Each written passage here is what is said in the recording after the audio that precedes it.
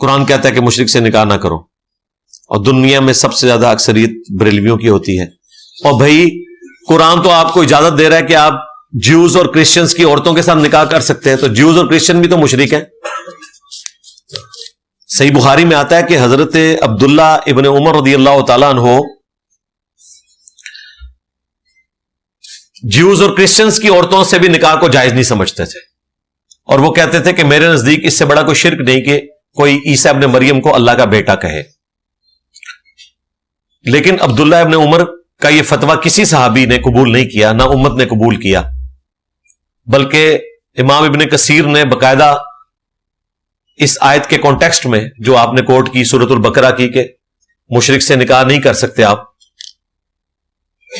اس topic کو discuss کیا کہ ابن عمر کا یہ قول شاذ ہے، کیونکہ سورۃ المائدہ بعد میں نازل ہوئی ہے اور اس میں اللہ نے اجازت دے دی ہے کہ وہ مشرک جو اہل کتاب ہو، کیونکہ نبی اسلام کے زمانے میں وہ مشرک ہی تھے، ان کی عورتوں سے نکاح ہو سکتا ہے. موحدین کا ذکر نہیں ہے اہل کتاب کے ساتھ مطلقاً، اور آج پوری امت کا اس پہ اجماع ہے. تو اگر اہل کتاب کی عورتوں کے ساتھ نکاح ہو سکتا ہے نا، تو بریلوی دیوبندی اہل حدیث عورتوں کے ساتھ مسلمانوں کا نکاح تو بدرجہ اولا ہو سکتا ہے. سنی شیعہ کا نکاح میری ویڈیو دیکھ لیں، میں نے اس ٹاپک کو ڈیٹیل سے ڈسکس کیا. قادیانی کافر ہیں، نہ اس کی نماز روزہ زکوٰۃ کچھ بھی نہیں، لیکن آپ کہتے ہیں کہ حنفی قادیانیوں کی طرح نماز پڑھتے ہیں. آپ حنفیوں کو قادیانیوں سے ملا رہے ہیں؟ نہیں، ہم نہیں ملا رہے، انہوں نے خود ملایا نا.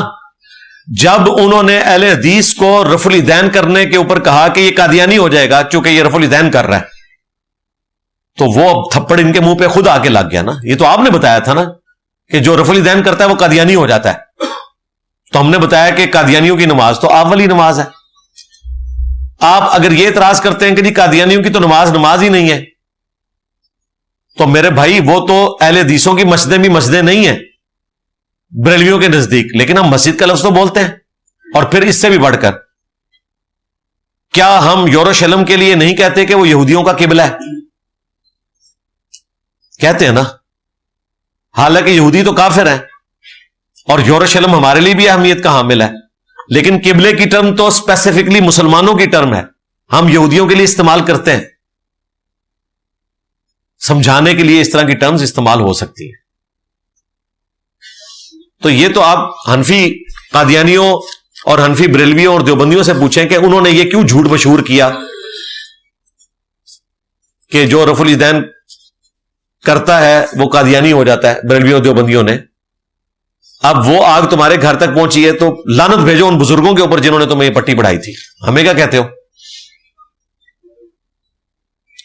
اتنی مسکین سی شکل بنا کے نا آپ کو یہ بتاتے ہیں دیکھیں جی اگر آپ حنفی امام کے پیچھے نماز پڑھ رہے ہیں نا تو نبی الاسلام نے تو کہا ہے کہ امام کو فالو کرنا چاہیے، تو رفع الیدین چھوڑ دیا کریں.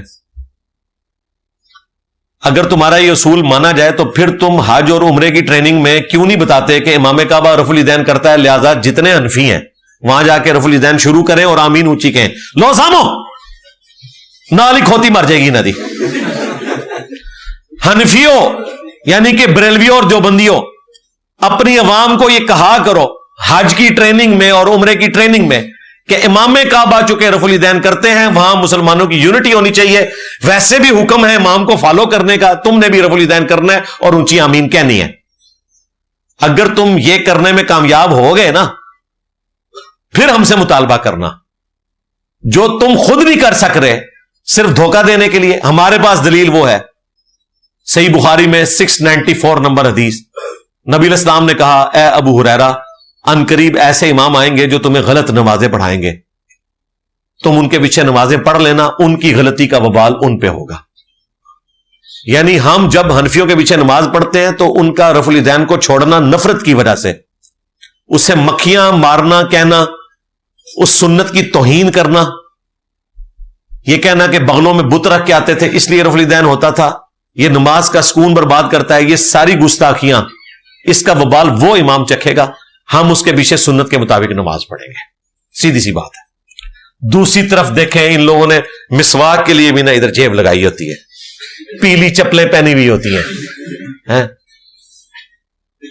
पगड़ी पहनी होती है। पगड़ी की सुन्नत रफुल दैन के मुकाबले में तो शय ही कोई नहीं है। वो नबी इस्लाम का नमाज का तरीका है। पगड़ी बांधना तो जस्ट एक अमल है जिसका सवाब मिलेगा, ना माने तो कोई मसला नहीं है, लेकिन नमाज तो हम पे फर्ज है और उस तरीके पे पढ़ना जो नबी इस्लाम ने तालीम फरमाया, सल्लू कमा रायतुमूनी उसल्ली। इस हदीस के रावी बुखारी और मुस्लिम में मालिक बिन हुवैरिस हैं और बुखारी मुस्लिम में मालिक बिन हुवैरिस ने बता दिया कि मैंने नबी इस्लाम को रुकू में जाते वक्त और रुकू से उठते वक्त रफुल दैन करते हुए देखा। ये कहते थे रफुल दैन का हुक्म कहां है? हम कहते हैं बुखारी मुस्लिम में लिखा है, नमाज उस तरह पढ़ो जिस तरह मुझे पढ़ते हुए देखते हो। और जिस सहाबी से आपने ये फरमाया उसने नमाज वैसे ही पढ़ के बताई, लिहाजा रफुल दैन का हुक्म भी बुखारी मुस्लिम से साबित हो गया। लो सामो खुज़हा, टेक इट।